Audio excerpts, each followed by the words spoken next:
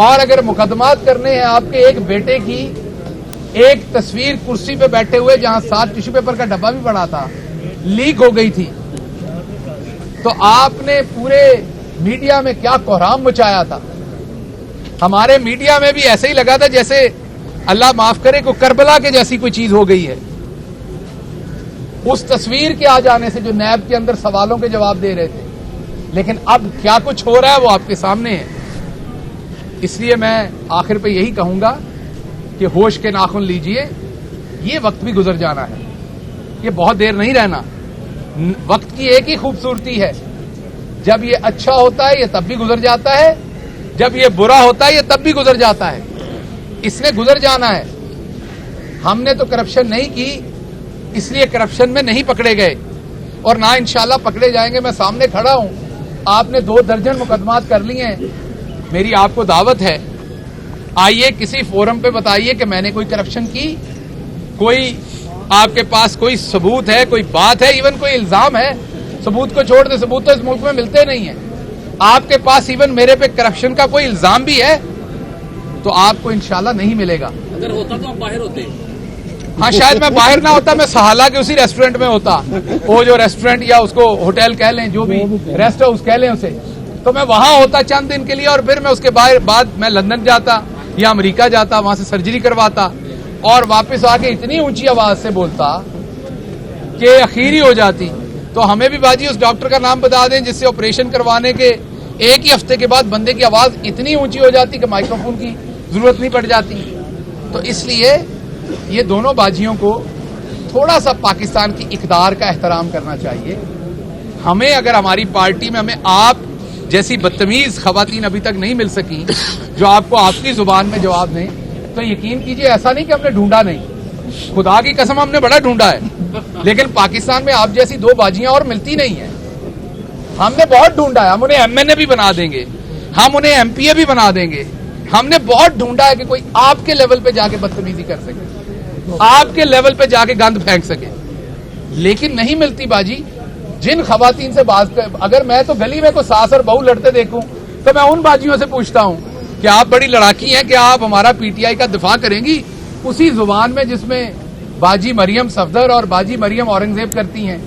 तो वो कहती हैं कि नहीं भाई, हम उतनी बदतमीज नहीं है, मैं तो यहां अपनी सास से ही तू तलाक कर लेती हूं, इतना काफी है।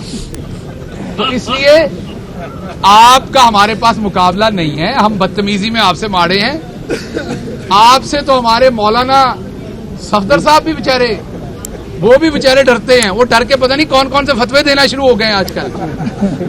अब मेरी मिन्नत है कौम से कि उनके फतवों पे चलते हुए वो काम शुरू ना कर दीजिएगा, क्योंकि उस काम की जो बाद में नतीजे निकलने वो मुल्क के लिए बड़े खतरनाक होने हैं। इसलिए मौलाना साहब जो बातें करते हैं उन्हें इग्नोर कर दिया करें। वो कोई अपना ही तौबा नौज़ुबिल्लाह दीन अकबरी की तरह को अपना ही दीन निकालने की कोशिश कर रहे हैं इस टाइम। तो इसलिए वापस आता हूं ये कहने पे कि एक तो सियासत कीजिए जिसमें सियासत और इंसानियत सामने रखिए। आप जुल्म कर रहे हैं कर लें, लेकिन जुल्म के ऊपर मजाक ना उड़ाएं लोगों का। शेख साहब 75 साल के हैं, मैं आपके वालिद गिरामी को जेल में मिलके आया था। मैं पीटीआई की तरफ से वाहिद आदमी था जो 2 से 3 दफा नवाज शरीफ साहब को मिलके आया, उनके साथ मुज़ाकरात किए इलाज कराने के लिए। ये मैंने जो कपड़े पहने हैं इनसे बहुत अच्छे और सलवट के बगैर कपड़े थे और बहुत ही खूबसूरत तरीके से वो जेल में रह रहे थे। तो अगर आप में वो ज़र्फ नहीं है तो कम अज कम फिर मौकरी ना कीजिए। At least show some grace, at least show some dignity, at least show some integrity if you have, and even if you don't have then it is even needed more कि आप चुप रहें, कुछ भरम रहने दें सोसाइटी के अंदर। रोने का तो हमारे वो बबलू भाई जो हैं उनकी तरफ किसी ने घूर के देखा तो उन्होंने रोने से चुप नहीं करना। इसलिए ऐसी बातें ना करें। रोना और हंसना अल्लाह मियां ने दोनों इंसानों के लिए बनाए हैं। मुश्किल में इंसान अपने खुदा के सामने अपनी मजबूरी पर रोता भी है और खुशी में हंसता भी है, लेकिन दोनों सूरतों में खुदा को याद रखना चाहिए। मैं इमरान खान के साथ खड़ा था, मैं खड़ा हूं। आस्तीन के सांप हो या आस्तीन के न्योले हों, मुझे इससे कोई फर्क नहीं पड़ता। लेकिन ये जरूर है अभी वक्त पार्टी पे बुरा है, इस वक्त को गुजार लेते हैं। जब पार्टी पे अच्छा वक्त आएगा तो एक एक को अवाम के सामने लाके जूते पड़वाऊंगा अवाम से, और इनको पड़ेंगे, क्योंकि इनमें से बहुत सारे हैं जो दोबारा जब हमारी हुकूमत आनी है तो इन्होंने फिर कोशिश करनी है कि ये किसी न किसी तरह से किसी न किसी दूध के प्याले के अंदर ये वाले बिल्ले अपना मुंह डालें। लेकिन इनको खान का नहीं पता, उस टाइम कान पे रख के देगा।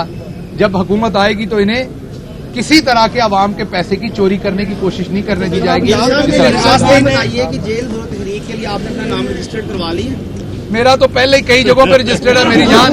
अभी अदालत ने बताया कि 2 जगह पे ऐसा रजिस्टर्ड है जिसका किसी को भी नहीं पता, मैनू भी नहीं पता। उन्होंने रजिस्ट्री करके छुपा के रख ली हुई है। हुण जे जनाब मेरे नाल उसे चलन दे, आप इकट्ठे जाके रजिस्ट्री करा लेंगे। नाम क्यों नहीं ले रहे आस्तीनों का? साहब बार-बार कल से कह रहे हैं, आप बताएं लोगों को कौन आस्तीन के साथ ताकि लोग बाइकआउट करें। मैं इसलिए नाम नहीं ले रहा कि अभी ये मेरे पार्टी के फायदे में नहीं है। जब मेरी पार्टी के फायदे में होगा तो उनके मैं नाम जरूर लूंगा, जानबूझ के नहीं। मंडेला की मिसालें दी थी अपने ऊपर, कुछ लोगों ने कहा था कि हम नेल्सन मंडेला हैं, हम जेल जा रहे हैं, बाद में वो। आप फवाद चौधरी की बात कर रहे हो, मेरा दोस्त है, मेरा भाई है। और फवाद चौधरी ने जो है जिस तरह की तुसी आवाम हो ਉਹੋ ਜਿਹਾ ਤੁਹਾਨੂੰ ਨੈਲਸਨ ਮੰਡੇਲਾ ਲੱਭਣਾ ਹੈ। ਜਿਹੋ ਜਿਹੀਆਂ ਤੁਹਾਡੀਆਂ ਕਰਤੂਤਾਂ ਨੇ ਨੈਲਸਨ ਮੰਡੇਲਾ ਵੀ ਉਹੋ ਜਿਹਾ ਹੀ ਹੋਣਾ ਹੈ। ਤੇ ਸਾਡੇ ਫਵਾਦ ਭਰਾ ਨੂੰ ਨੈਲਸਨ ਮੰਡੇਲਾ ਐਕਸੈਪਟ ਕਰ ਲਓ। ਇਹ ਆਸਤੀਨਾਂ ਦੇ ਸਾਂਪਾਂ ਨੂੰ ਮੇਰੇ ਭਰਾ ਨਾਲ ਤਸ਼ਬੀਹ ਨਾ ਦਿਓ। ही इज माई ब्रदर, तो इनडायरेक्ट सवाल ना करें। फवाद साहब ने जेल काटी है, उनका एहतराम करें। उन्होंने पार्टी के लिए जेल काटी है। जिन आस्तीन के सांपों की मैं बात कर रहा हूं, जब मैंने उनका नाम लेना होगा दबा के, मैं इशारों के नाम में बातें नहीं करता होता। ये सास और बहू की लड़ाई नहीं चल रही, दबा के लूंगा। बस मेरा खान जरा थोड़े से कंफर्ट में आ जाए, मेरी पार्टी जरा थोड़ी कंफर्ट में आ जाए।